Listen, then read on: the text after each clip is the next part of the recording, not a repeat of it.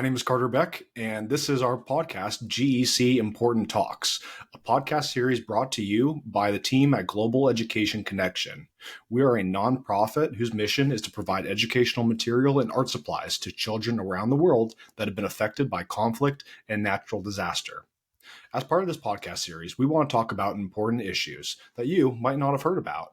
Or if you have heard about, we want to provide some more information and more analysis so that way we can be better informed about issues that are going on around the world related to children's rights and their education. Anything we discuss in this podcast is going to be our opinion. So it's just going to be based off of what we're discussing, and we are not experts in any of the fields that we're talking about, but we're just going to be diving into some of the more nuanced details of current issues. So again, my name is Carter Beck and Kathryn Slaughterbeck. Alrighty. And today we're going to be talking about the United Nations Sustainable Development Goals. Kathryn, could you talk to us today? Could you talk to us a little bit about the Sustainable Development Goals? Yeah, so there are 17 Sustainable Development Goals outlined in the UN's 2030 Agenda for Sustainable Development. They were developed back in 2015. After the Millennium Development Goals had run their course, they were only set to go to 2015. So the UN got together and said, look, we've learned from this. Let's see how we should proceed. And they decided, here are the 17 things that we want to work on sustainably to hopefully accomplish by 2030 to ensure lasting prosperity for the people on the planet and the planet itself. Fantastic. Kathryn, where did you learn about the Sustainable Development Goals? I'm actually on my college's Model UN team. Yay! And if you know anything about the UN or Model UN, the Sustainable Development Goals are essentially our bread and butter. We have to bring them up constantly. That is the one critique you are always going to get in Model UN is how much more you can tie in the SDGs because of how much of an important role they play in the UN itself. I've also taken an international organizations class at my college, and a big part of that was, of course, discussing the UN because of how big of a role they play in international politics. And with that, we, of course, covered every major thing that the UN has done, which the SDGs are currently one of the biggest. So it was a huge topic of discussion for us. At the United Nations, do all of the, does the UNHCR, does UNICEF, do they all use the SDGs as part of their the programs or their discussions? Yes, absolutely. The SDGs aren't something that's necessarily legally binding. They're more of they're literally just an agenda. They're things the UN would like to accomplish. So when something like the UNHCR or UNDP is trying to put something in place, like a program or something, they'll specifically list out which of the SDGs they are tying into this and how it is helping accomplish those goals. That's a pretty interesting. Way to show the goals that you are achieving, because it creates like a visual for people to be able to see, okay, these are the goals that this piece of legislation is targeting. So that's pretty neat. Were there any kind of like SDGs or SDG variants before these were implemented in 2015? Yeah, back in 2000, the UN loves their conferences, so the UN had a massive conference back in 2000, got together and said, let's create the Millennium Development Goals, and outlined 8 basic goals that they wanted to accomplish by 2015. Some of those goals had better progress achieved than others, so the UN just took what they learned from that and built off of them to create the 17 goals that we now see with the SDGs. Could you provide some details into what some of these 17 goals are? The first one up is no poverty. Okay. And then for context, they all kind of build off of each other. Like a big part of this is that they are interconnected. If you are working on one goal, you are somehow, of course, addressing another. Mm. So there's no poverty, zero hunger, quality education, good health and well-being. Then it also goes into other aspects of sustainable development, like economic growth, clean energy, as well as things like life below water, industry, innovation, and infrastructure, responsible consumption and production. So they're very, very detailed and cover a lot of multifaceted issues in order to address all 3 areas of sustainable development. I do see where you said that there is like they're all interconnected in some way. It's all towards, I guess, I mean that makes sense. It's all towards sustainable development, the sustainable development goals for the United Nations. Are there any SDGs that you found or are finding are more impactful than others? I don't know if necessarily like impactful, but there are some that, of course, get brought up more than others. What would Um, they be? I would say right now, especially Hmm. good health and well being, as we're still recovering from the COVID-19 pandemic. Hmm. Sorry. Hmm. A big goal for the international community is to recover from that and recover global health. Of course, addressing poverty is a huge issue for the UN and other international orgs in every country around the world. So no poverty is one that gets brought up a lot.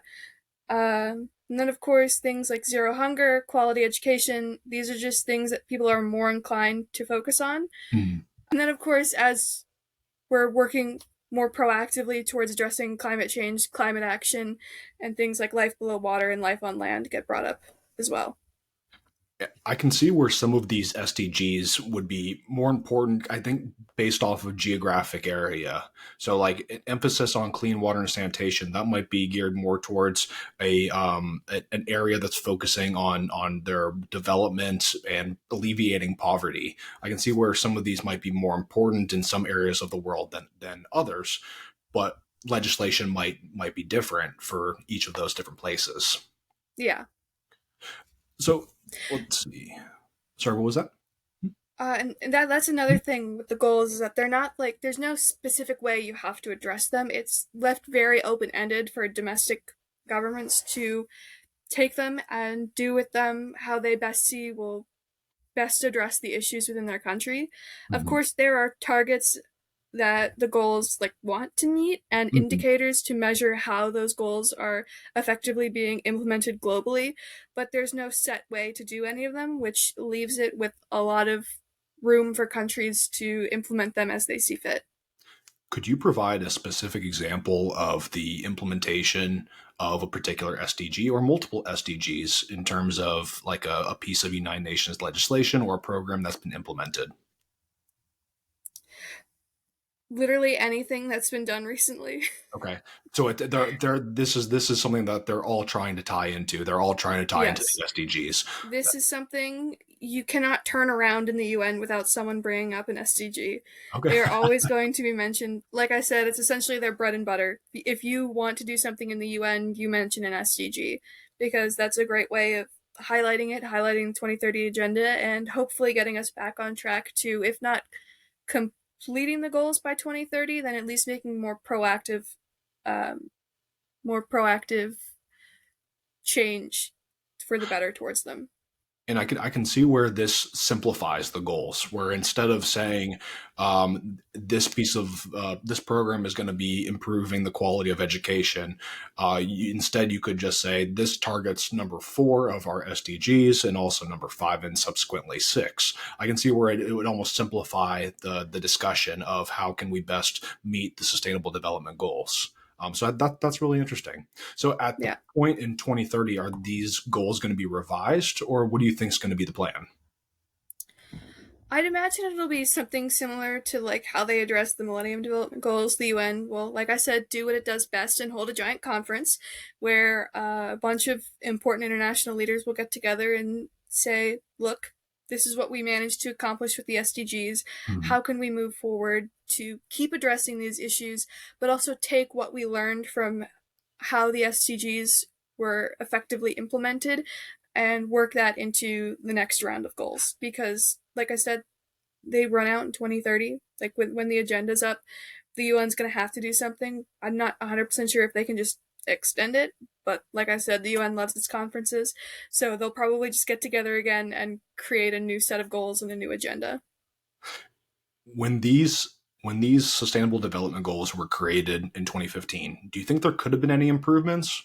Or would you have added something? Would you have added an 18th, or would you have taken one out? What's your opinion on that? Honestly, I think the goals as they are is pretty solid. Mhm. Like with the UN, nothing's ever going to be perfect.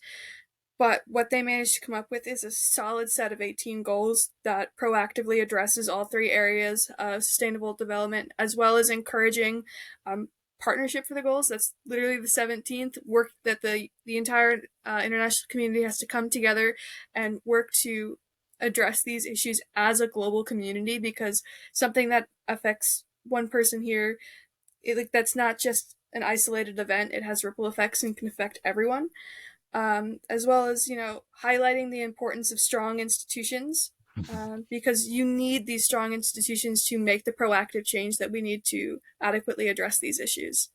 So while I know people wish that they could have done more, I also feel like the UN, I hate to say did its best because that's like completely glossing over the issue, but it's international politics. Nothing's ever going to be perfect. So I think we got the best that we could have out of the goals, and they are definitely a step up from the Millennium Development Goals. So I'm very intrigued to see where we can go from here, because I feel like as we keep going forward, the goals will get better and better as the international community learns from, I don't want to say the mistakes of the past, but how things went with the last set of goals. Since 2015, has there been more progress made with certain goals and less with others? Like what's been your observation with the progress of these SDGs? Yeah, I'd say like some goals are obviously going to get more attention than others. And the COVID pandemic did Mhm. a lot of damage to the progress that was being made. If progress wasn't halted, it was just completely set back entirely.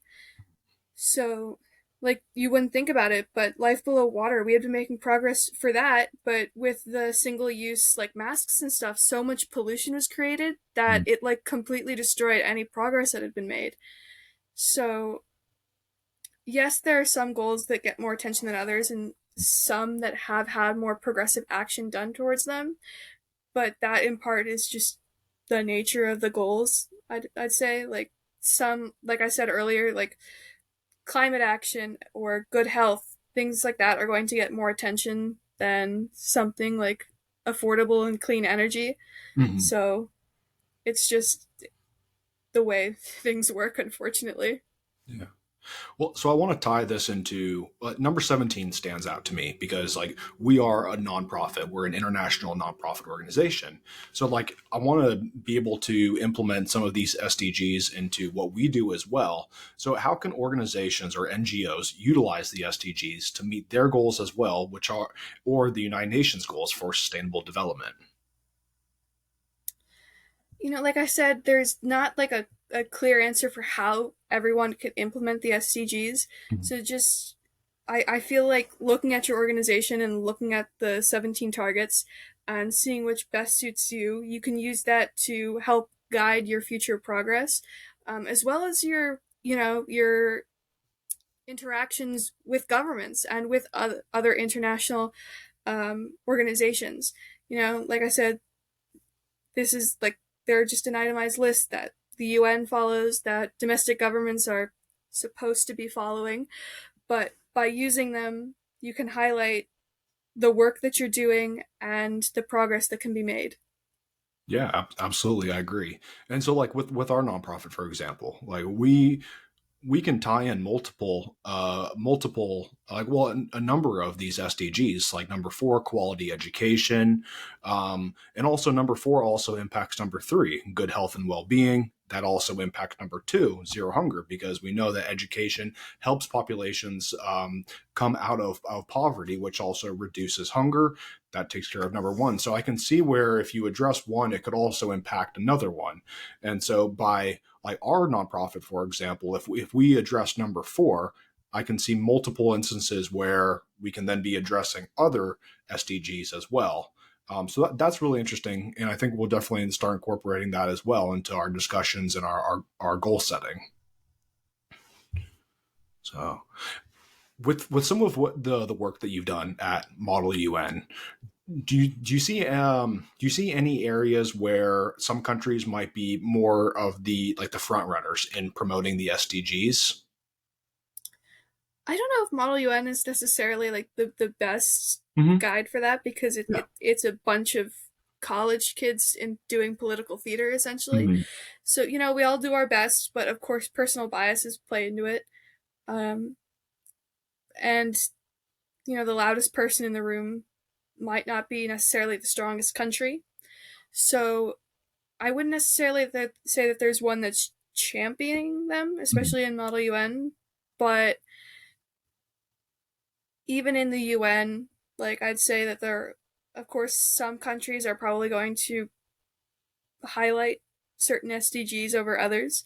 Hmm. Um, Probably where it's but more of importance. So, like we talked about in our last show, we were talking about some of the Pacific Islands, Pacific Island nations. So I can see where potentially they would be more interested in talking about life below water. Number 14, plus also. Let's see here. Looking at some of these other ones, number 13, climate action. So I can see where potentially countries might promote more of an emphasis on each of these 17 goals. yeah, or even like some that aren't just as socially acceptable in certain Mhm. countries than Mhm. others. Not gonna name names, Yeah, but that's okay. Yeah, some countries are obviously going to be more receptive to certain goals than others. absolutely. Kathryn, on personal level, are there any of the SDGs that you feel most passionate about? Oh gosh, honestly, I'm a big fan of peace, justice, and strong institutions, but that also comes down to my inherent like belief in strong institutions and the need for them. But Could you expand on that? yeah, like I said earlier, like I'm a firm believer that you need strong institutions to strongly address these issues. So by building up governments, you also have the ability to build up their ability to address things like poverty, like climate action. Uh, Governments obviously need the ability to address these issues, and with strong institutions, they can do that. But also, like it's not just strong institutions; it's also promoting justice. So by having a good legal system, by actually fighting for justice in your countries, um, you are creating sustainable social development Mhm. entire country. Could you provide some examples of how the U.S. is making progress, or also if you want to provide some examples of where you think they might be taking a step backwards? But I also think the US obviously is going to focus more on issues like decent work and economic growth, Mhm. um, and industry, innovation, and infrastructure, because if the US loves anything, it's our economy. So, um, but I think we could definitely be doing much more work to address all of the other issues, though I will say that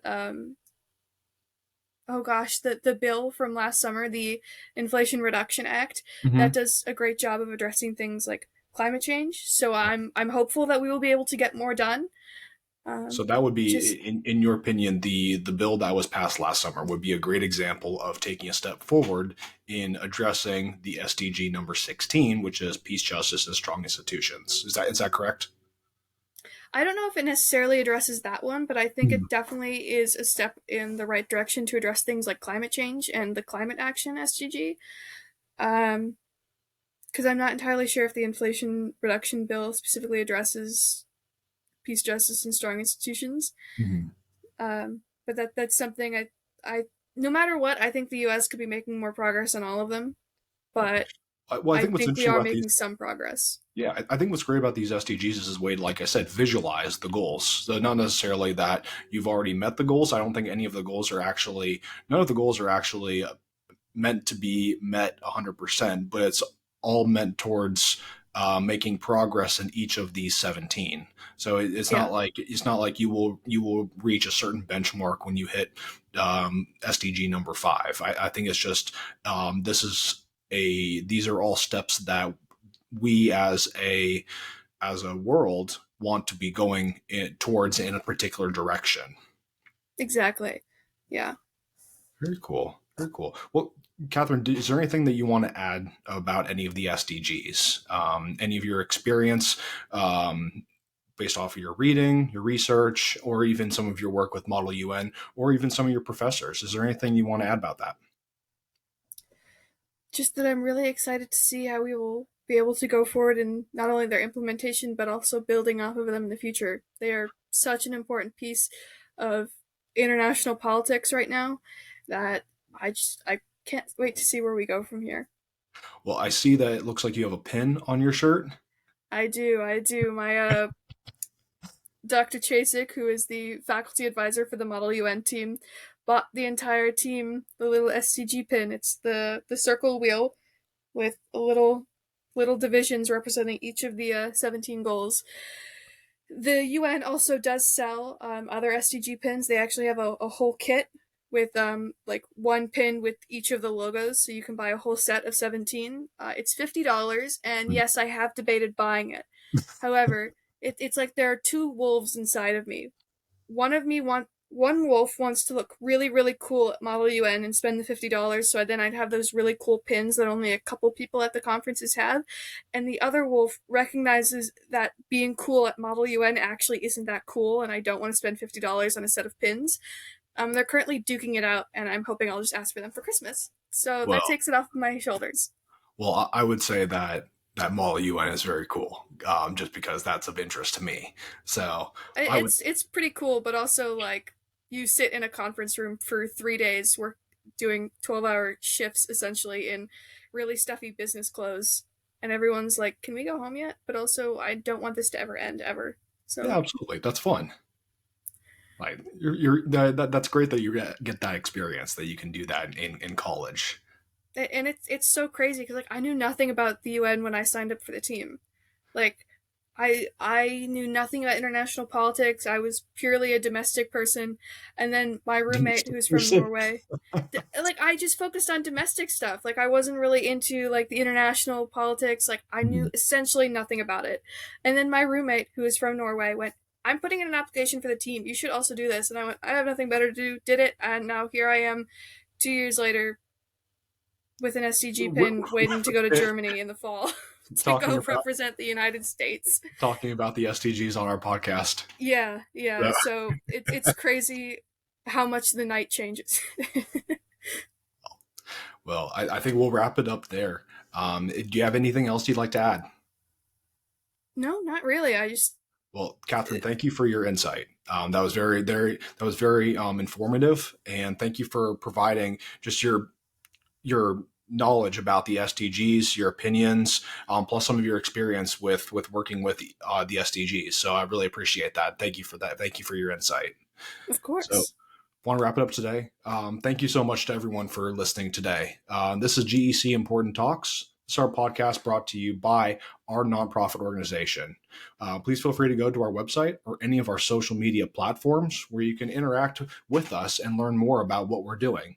So something I want to bring up is we now have a published coloring book on Amazon. This coloring book we're going to be using to provide to children around the world that have been impacted by conflict and natural disaster. I think this is going to be a great tool for these kids because it provides informative facts about animals, plus also provides pages for these kids to be able to draw on. So please go to Amazon. You can order our book, and we really appreciate all your support. Again, my name is Carter Beck, and Kathryn Slaughterback. thank you so much, and we'll see you next time.